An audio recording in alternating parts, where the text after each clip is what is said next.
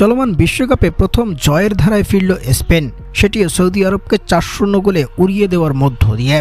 অন্যদিকে শক্তিশালী বেলজিয়াম যেন পাত্তাই পায়নি ইরানের এক গোলরক্ষক আলী রেজার কাছে, এবং কেপ ভার্দের সেই গোলরক্ষক ভজিনহার গ্লাভসে তো আটকে গেছে যেন গোটা উরুগুয়ে দলটা।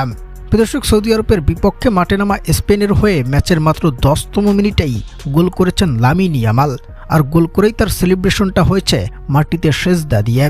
যে গোলে ছোট্ট এই ইয়ামাল ভেঙেছেন সবচেয়ে কম বয়সে বিশ্বকাপে গোল করা মেসি ও কিংবদন্তি পেলের রেকর্ড।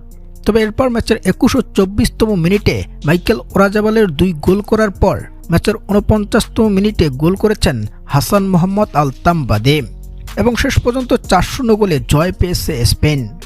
অন্যদিকে মাঠে নামা শক্তিশালী উরুগুয়ে আর ছোট্ট প্রতিপক্ষ কেপ ভার্দের লড়াইয়ে 2-2 গোলে ম্যাচটা ড্র হয়েছে, যেখানে সেই ম্যাচে ভজিনহা ছিলেন অসাধারণ আর অপরাজিত।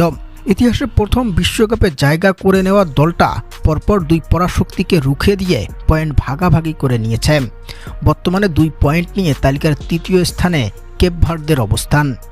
এছাড়াও মাঠে নেমেছে ইরান ও বেলজিয়াম, যেখানে গোটা ম্যাচের আলোটা যেন একাই কেড়ে নিয়েছেন ইরানি গোলরক্ষক আলী রেজা।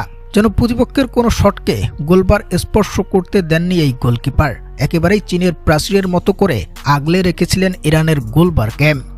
যেখানে আপনি জানলে অবাক হবেন যে শক্তিশালী বেলজিয়াম ম্যাচ জুড়ে শট নিয়েছিল মোট 22টি, যার মধ্যে 7টি ছিল একেবারেই লক্ষ্য বরাবর, আর সেই লক্ষ্যে থাকা 7 শটের 7টি এসে থেমেছে আলী রেজার গ্লাভসে।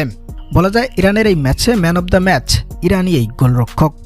অসাধারণ আর একেবারেই চোখ জোড়ানো সব সেভ দিয়ে যেন চমকটা দিয়েছেন আলী রেজা। যেখানে বেলজিয়ামকে পাল্টা আক্রমণও করেছে ইরান, ওদের গোলবারে শট নিয়েছে তারা মাত্র 7টি, যার 3টি ছিল শট অন টার্গেট।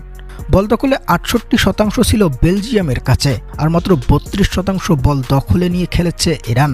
বেলজিয়ামের সামনে একেবারেই পুচকে দল ছিল ইরানিরা, তবে ওদের শেষ পর্যন্ত হতাশা নিয়েই ফিরতে হয়েছে শুধুমাত্র এক আলী রেজার দুর্দান্ত গোলকিপিংয়ের কারণে।